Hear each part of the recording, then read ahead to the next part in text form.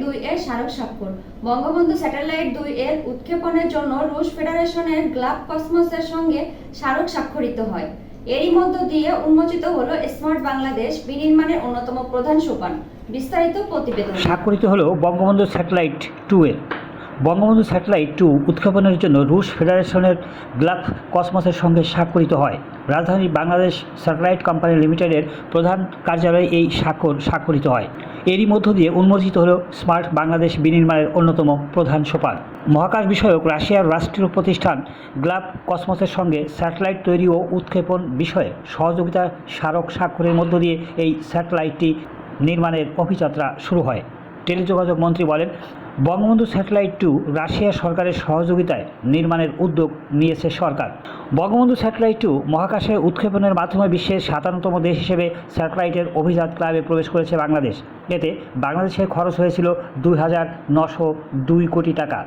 মহাকাশ বর্তমান বাংলাদেশের প্রতিনিধিত্বকারী স্যাটেলাইট বঙ্গবন্ধু 1 একটি কমিউনিকেশন স্যাটেলাইট। এটি মূলত নিরবিচ্ছিন্ন টেলিযোগাযোগ ব্যবস্থা চালু রাখতে এবং টিভি চ্যানেলগুলো সম্প্রচার কার্যক্রমে মূল ভূমিকা রাখছে। Bangladesh communication satellite company Bangabandhu satellite 2 এর ব্যাপারে প্রস্তুতি শুরু করেছে। উৎক্ষেপণের 1 বছর 4 মাস পর আয়ের খাতায় নাম লেখাতে যাচ্ছে বঙ্গবন্ধু স্যাটেলাইট 1।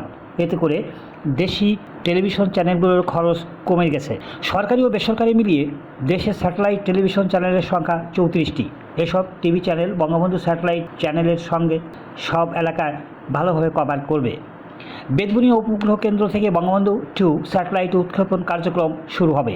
বঙ্গবন্ধু স্যাটেলাইট 2 এর কার্যক্রমের শেষ হওয়ার পর বঙ্গবন্ধু স্যাটেলাইট 3 এর বিষয়েও চিন্তাভাবনা করছে সরকার।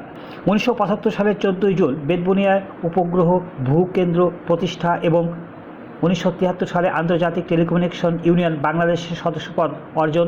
জাতির পিতা বঙ্গবন্ধু শেখ মুজিবুর রহমানের ছিল বিস্ময়কর দূরদর্শিতা। ডাক ও টেলিযোগাযোগ সচিব মহাকাশে বঙ্গবন্ধু স্যাটেলাইট 2 ডিজিটাল বাংলাদেশ বিনির্মাণের অগ্রযাত্রাকে আরও বেগবান করবে বলে দৃঢ় আশাবাদ ব্যক্ত করেন। বঙ্গবন্ধু স্যাটেলাইট 2 সরকারের একটি অনন্য প্রয়াস বলেও জানান বিএসসিএল এর চেয়ারম্যান ও প্রধান নির্বাহী কর্মকর্তা ডক্টর শাহজাহান মাহমুদ।